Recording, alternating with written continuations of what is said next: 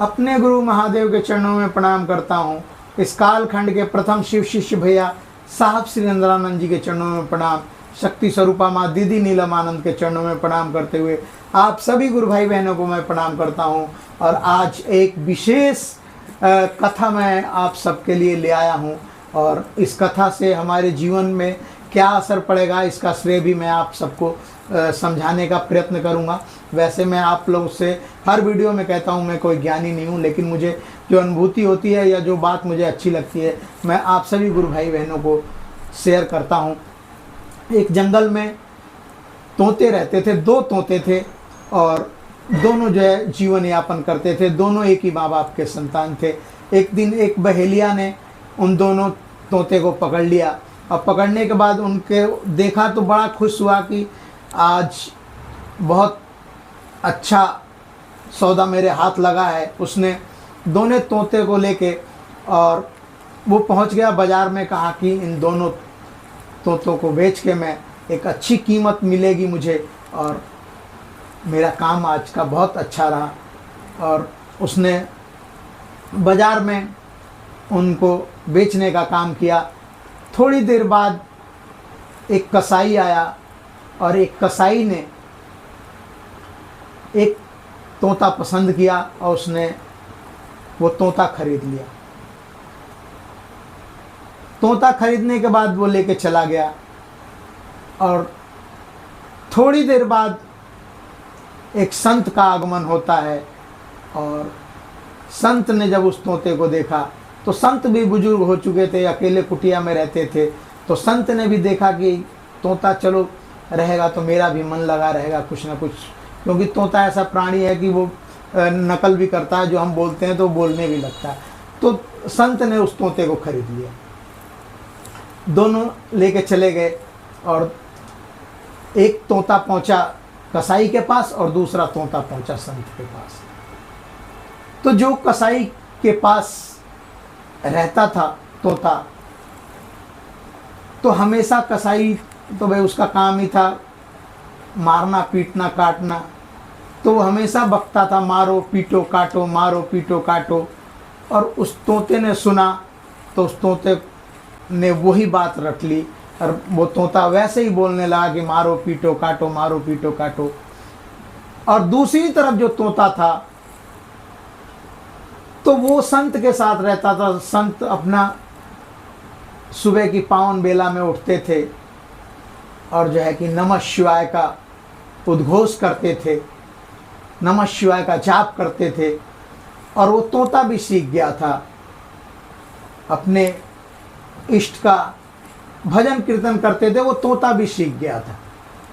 हमेशा कोई आता था तो वहाँ पे लोगों को उपदेश देते थे वो संत कि भाई इस जीवन में हमारा मुक्ति का मार्ग भगवान शिव के से जुड़ा हुआ है, हम भगवान शिव को स्मरण रखें, या जो भी देवी देवता हैं जिनसे हमारा उद्धार होने वाला है, वो संत प्रवचन देते थे और वो तोता भी सुनता रहता था। धीरे धीरे संत भी वृद्धि हो चुके थे। एक दिन समय आया कि जो है संत जो है कि मतलब शरीर को छोड़ने की स्थिति में पहुँचे, तो उनको उस तोते का मोह सताने लगा कि इसने मेरे साथ रहा है तो मैं इसको किसी भले मानुष के साथ जोड़ दूंगा, वहाँ जाके ये प्रवचन करेगा, वहाँ जाके बड़ा अच्छा बोलता है। उसने संत ने ऐसा मन में ठाना, और संत ने फिर एक राह चलते हुए आदमी को बुलाया और बुला के कहा कि मेरा शरीर जो है कि छूटने वाला है, मैं चाहता हूँ कि कोई एक वस्तु आपको उपहार दे दूँ, आप इस मेरी बात को अगर माने तो मेरे पास एक तोता है, आप इसको ले जाइए, आप इसको जो है कि थोड़ा खिलाइएगा पिलाइएगा। और ये बड़ा सुंदर ये भी प्रवचन करता है, जो भी मधुर बेला में जो है कि बड़ा सुंदर ही जो है कि भाव से ये भगवान शिव को याद करता है। और उन्होंने उस तोते को उस व्यक्ति के हाथों दे दिया। और संजोग की बात ये देखिए कि वो व्यक्ति कोई और नहीं, वो व्यक्ति कसाई ही था। कसाई तो खुश हुआ कि चलो एक और है, एक किसे और ले चलो। कसाई लेके चला गया। जब कसाई लेके गया तो एक तोता पहले से पिंजरे में बंद था, इस तोते को भी उसे पिंजरे में बंद कर दिया। जब दोनों आपस में मिले तो दोनों भाई भाई थे। विधि का विधान देखिए, दोनों ने पहचान लिया एक दूसरे को और फिर दोनों जो है कि वार्तालाप करने लगे कि तुम कैसे थे, तुम कैसे थे। जो भी वार्तालाप हुआ उसके बाद से जो संत के पास जो तोता था उसने मधुर पावन बेला में अगली सुबह उस मधुर पावन बेला में जो है कि नमः शिवाय का जाप करने लगा। जब वो जाप करने लगा तो दूसरा वाला जो पहले से ही कसाई के पास तोता था वो चिल्लाने लगा कि मारो पीटो काटो, मारो पीटो काटो। तो तोता जो संत वाला तोता था उसने कहा कि आप ऐसा क्यों बोलते हो? तो उसने कहा कि मुझे ऐसा ही सिखाया गया है, मैंने ऐसा ही सुना है। तू ये नमः शिवाय क्यों बोलता है? नमः शिवाय कहाँ से सीख के आया? तो उसने कहा कि मैं एक संत के पास रहता था और संत ने जो है कि सुबह उठते थे मधुर पावन बेला में, तो वो हमेशा जो है कि नमः शिवाय का मंत्र का जाप करते थे और लोगों को प्रवचन में बताते थे कि प्रभु भक्ति से जुड़ना चाहिए, प्रभु के स्मरण रखना चाहिए। सारी अच्छी अच्छी बातें वो संत से मैंने सुन के जो है कि मैंने ये सारी बातें सीख ली। तो दोनों में अलग अलग फर्क हुआ, एक कसाई के पास रहा, एक संत के पास रहा। एक दिन कसाई के मन में आया, जब वो अगली सुबह पावन मधुर पावन बेला में जो है कि जो संत वाला तोता था वो नमः शिवाय का जाप कर रहा था और सीताराम हरि बोला, अपना जो भी भक्ति संकीर्तन सा बोल रहा था। तो कसाई को बड़ा आश्चर्य हुआ, बोला कि अरे ये तो बहुत काम की चीज़ है, इसको तो मैं बेचूंगा तो बहुत अच्छे पैसे मिल जाएंगे। मेरा तोता तो बेकार है, ये तो खाली मारो पीटो काटो करता है, जिसको मैं उसने पहले ला के रखा था। तो दोनों तोते को लेके पहुंच गया राजा के दरबार में और कहा कि महाराज मैं कुछ तोते लाया हूं और मैं चाहता हूं कि आप इन्हें खरीद लीजिए, मेरे पास भी कुछ धन की कमी है। तो राजा ने कहा कि भाई तोते तो मेरे पास बहुत हैं, मैं इन्हें क्यों खरीदूं? मेरे पास तो पूरे राज्य में जिससे भी कह दूंगा वही तोते ला के मुझे दे देगा, मैं तेरे से तोते। कसाई से कहा राजन ने। तो कसाई ने कहा कि महाराज मेरे पास एक खास तोता है, वैसा तोता आपके पास कहीं नहीं होगा। तो महाराजा ने कहा कि ऐसा कौन सा खास तोता है, जरा मुझे ला के दिखा। तो राजा ने कहा कि इसमें ऐसी क्या खासियत है? कसाई ने कहा कि महाराज इसको अभी पता नहीं लगेगा, ये कल सुबह मधुर पावन बेला में आपको पता लगेगा। उन्होंने कहा कि ठीक है। और दूसरा तोता कहा कि इसे भी रख लीजिए, ये भी बहुत अनमोल है। तो राजा ने कहा कि इन दोनों की कीमत क्या है? तो जो कसाई के पास तोता रह चुका था उसने कहा कि इसकी कीमत है 10 रुपया। और उन्होंने कहा कि इसकी कीमत कितनी है? तो उसने कहा कि इसकी कीमत है 10 लाख रुपया। और राजा एकदम आश्चर्यचकित हो गए, कहे कि पागल हो गया है क्या तू? एक की 10 रुपये कीमत बता रहा है, एक की 10 लाख कीमत बता रहा है, बुद्धू आदमी है तू। दोनों तोते ही हैं और दोनों की कीमत तू अलग अलग बता रहा है।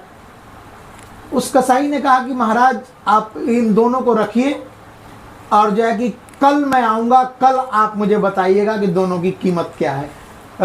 महाराजा ने कहा कि ठीक है। महाराजा ने दोनों तोते रख लिए। अगली सुबह जब मधुर पावन बेला हुई, उसमें जो संत के पास जो तोता रहता था उसने नमः शिवाय का जाप का उद्घोष लगाया, हरि बोला, अपना जो है कि भगवान के सीताराम बोला, राधे श्याम मनमोहन कृष्ण मुरारी, ये सब भजन सब बोलने लगा। राजा को बड़ा आश्चर्य हुआ, उसने कहा कि ये तो बहुत ही सुंदर तोता है। राजा ने उस तोते से वार्तालाप किया। तो जैसा संत प्रवचन देते थे कि हे पुरुष लोग जो संत के पास आते थे, वैसा ही राजा को तोते ने उपदेश दिया कि हे राजन, इस जगत में तुम्हारा कुछ नहीं है, सब कुछ छोड़ के इस जगत को जाना है, जो भी है प्रभु भजन भक्ति में है, जो भी है शिव गुरु की शिष्यता में। इस तरह का मतलब प्रवचन उसने दिया। राजा को बहुत अच्छा लगा, राजा का मोह फट गया, अंधकार से राजा निकल आया। और फिर उसने दूसरे तोते के पास जाके देखा तो वो कहने लगा मारो काटो पीटो, मारो काटो पीटो। अब राजा ने बहुत ही कहा कि ये तो बेकार है। अगले दिन कसाई को बुलाया गया। राजा ने कहा कि हाँ का कसाई, वास्तव में ये तेरा 10 लाख का नहीं, ये तो 10 करोड़ का तोता भी सस्ता है। तू 10 लाख रुपए मांग रहा है, तू इसके 10 करोड़ भी मांगता तो भी ये सस्ता है। इसकी तो कोई कीमत नहीं है, क्योंकि इसके होठों पे अपने इष्ट का नाम है, अपने प्रभु का नाम है, अपने जगत के स्वामी का नाम है। और जो ये है तेरा दूसरा तोता, इसके ऊपर माया का इतना प्रबल भाव है कि ये सिर्फ मारने काटने पीटने में ही है। राजन ने उस कसाई को 10 लाख रुपए दे दिए और कसाई लेके चला गया। उस तोते को भी लेके वो चला गया जो मारो पीटो काटो करता था। मेरा कहने का श्रेय यही है कि हम अपनी कीमत बढ़ा सकते हैं, हम अपनी कीमत अनमोल बना सकते हैं। और हमारी कीमत बढ़ाने का समाधान साहब सुरेंद्रानंद जी ने हमारी मुट्ठी में सौंप दिया है। इस मुट्ठी को बंद कर लो और एक निष्ठ होकर अपने गुरु का काम करो। और जो व्यक्ति भटक रहा है राह से, वो व्यक्ति, उसकी कीमत दिन प्रतिदिन घटती जाएगी, उसकी कोई कीमत नहीं लगेगी। और जो व्यक्ति सदा अच्छा संकेत देगा, अच्छी बात लोगों के साथ करेगा, अच्छे विचार रखेगा, करुणा रखेगा, दया रखेगा, क्षमा रखेगा, तो उस व्यक्ति के लिए महादेव, सारा संसार खड़ा है, सारा जगत खड़ा है। तो हमारी कीमत हमारी अच्छाई से बढ़ती है और हमारी कीमत हमारे अच्छे विचारों को धारण करने से बनती है, सामने वाले से अच्छे विचार प्रकट करने से बनती है। हम समस्त गुरु भाई बहनों से यही कहना चाहेंगे कि हम संगति का बहुत बड़ा असर होता है और संगत में हम रम के एक साथ मिल के हम अपने गुरु काज को करें। हमारी कीमत सदैव महादेव बढ़ा देगा और जो पवित्र मन से महादेव का काम कर रहा है उसकी कीमत महादेव ने बढ़ाई है। इसके पूर्णतः सबसे बड़े प्रमाण इस कलयुग, इस कालखंड के प्रथम शिष्य भैया हमारे साहब सुरेंद्रानंद जी। मेरी कहानी का उद्देश्य आप सब समझ चुके होंगे। आप सबको पुनः प्रणाम करता हूँ।